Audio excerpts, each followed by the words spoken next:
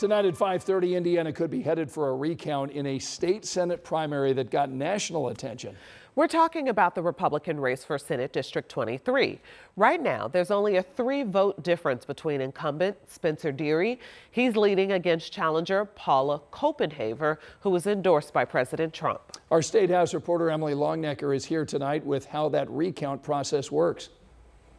Well, right now, no one has asked for a recount, and that's because they can't. The window to do that doesn't open until noon tomorrow, and that is when either candidate or a party chair can ask for the votes in this race to be recounted. I spoke with some of the county clerks in Senate District 23 who tell me they have heard from the Secretary of State's office already to discuss how a recount would work. Part of the process involves the Indiana State Police. Fountain County Clerk Patty Smith says her office already got a visit Thursday from ISP. He advised you want to see where our ballots were kept and how they were stored. According to Smith, she and her voter registration clerk are the only 2 people who have access to where the ballots are being stored right now. They're locked up in ballot bags with sealed locks on them, and then they're in a locked room. Should someone call for a recount, though, Smith says even she won't have access to the ballots any longer. Instead, the Indiana State Police will oversee them. They'll either come and actually take our ballots, or they will change the lock on our room where our ballots are stored so that, no one can get into it.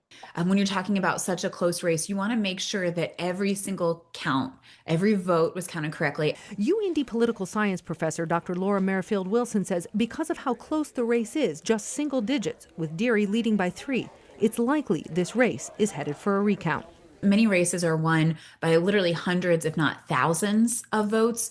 We're talking about, less than 5 here. And I think that's really important for people to understand. That is just how close this race is right now. If a recount does happen, it would be supervised by the Indiana Recount Commission, made up of 3 members, Indiana's Secretary of State, and a representative from each of the 2 major political parties.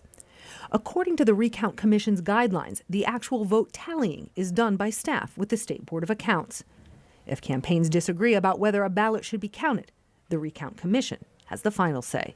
And another sign the state could be getting ready to handle a recount. The Indiana State Recount Commission is set to meet tomorrow morning. On the agenda, approval of recount and contest deadlines. We reached out to both the Copenhaver and Deery campaigns. We have not heard back. At the Indiana State House, Emily Longnecker, 13 News.